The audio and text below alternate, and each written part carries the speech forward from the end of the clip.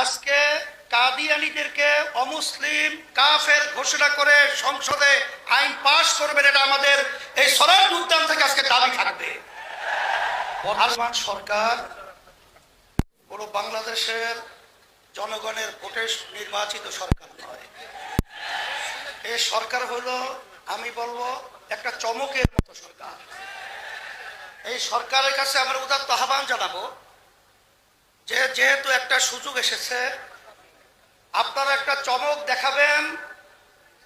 আজকে কাদিয়ানীদেরকে অমুসলিম কাফের ঘোষণা করে সংসদে আইন পাশ করবেন, এটা আমাদের এই সরার উদ্যান থেকে আজকে দাবি থাকবে।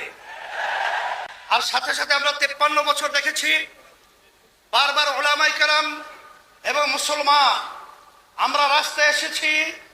বহু দেশের মধ্যে কাদিয়ানীদেরকে অমুসলিম ঘোষণা করা সরকারিভাবে রাষ্ট্রীয়ভাবে হয়েছে, কিন্তু আমরা তাদের থেকে বারবার আসার পরেও তাদের থেকে অমুসলিম ঘোষণা আমরা পাই নাই। আমরা দুঃখিত।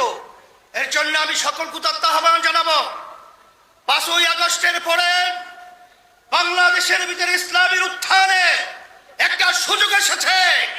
আমাদের নিজেদের পায়ে দাঁড় হয়ে কাদিয়ানীকে অমুসলিম ঘোষণা করব, সংসদের ভিতরে আইন পাস করব, কাদিয়ানী কাফের অমুসলিম ঘোষণা করব এবং আমরা আইন পাস করবো ইনশাআল্লাহ।